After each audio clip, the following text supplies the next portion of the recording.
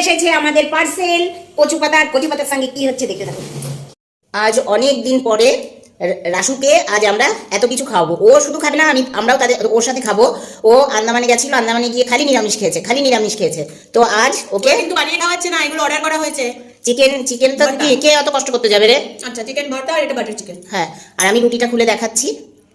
এই যে আমাদের রুটি কচু পাতায়, এটা এসে কচু পাতা পুরো গরম আছে। পার্সেলটা যে দোকান থেকে নেওয়া হয়েছে আমি পরে লিঙ্ক পাঠিয়ে দেবো, কোন দোকান থেকে নিয়ে আছে। একদম নতুনত্ব, মানে ব্যারাকপুরে কেউ কচু পাতায় এখনো খায়নি। দেখুন আমি খুলছি, একদম পুরো গরম। দেখ রাসু, এই দেখ এখানে কি করেছিলি এটা? দোকানে আসলো। হ্যাঁ, একদম হাত রুটি, সুন্দর গরম রুটি, খুব সুন্দর, একদম সফট। টেস্ট করে দেখতো কেমন হয়েছে, এই ভিডিওগুলো কেমন লাগছে।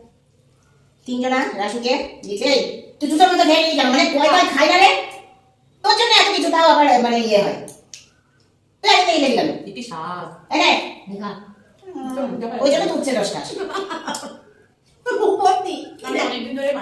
অপূর্ব, মানে কি বলবো, যে জায়গা থেকে আনা হয়েছে, মানে যে রেস্টুরেন্ট থেকে, পুরো ফিদা বল। আর অপূর্ব বহুদিন এমন খাই না, বহুদিন। ভিডিওটা সাপোর্ট করবে না, যাচ্ছে। শশাটা কিন্তু মানে শশাটা বাড়ি কাটা মনে হচ্ছে। ওরা বড় বড় পিস দিয়ে এক প্লেট সালাড অর্ডার করেছিল, বেশ ভালো। কিন্তু এমনি ভালো, কিন্তু কাটাকাটি আধুনিকত্ব হয়নি, মানে ওল্ড রেস্টুরেন্টে খাবে। তো আমরা খেতে থাকি। দেখুন কেমন লাগছে বল।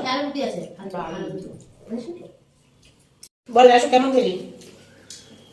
খাওয়ার স্বাদটা তখনই ভালো হয় যখন তুমি মন থেকে খাবার, মানে এত টেস্টি খাবার বহুদিন পরে আমি খেলাম। তার মানে ওরা যে আমাকে খাওয়ালো, মন থেকেই খাওয়ালো। সত্যি আমারও ভালো লাগলো। সত্যি এই রেস্টুরেন্টের খাবার সত্যিই দুর্দান্ত। আপনারা যদি অর্ডার করেন আমাদের সঙ্গে যোগাযোগ করবেন।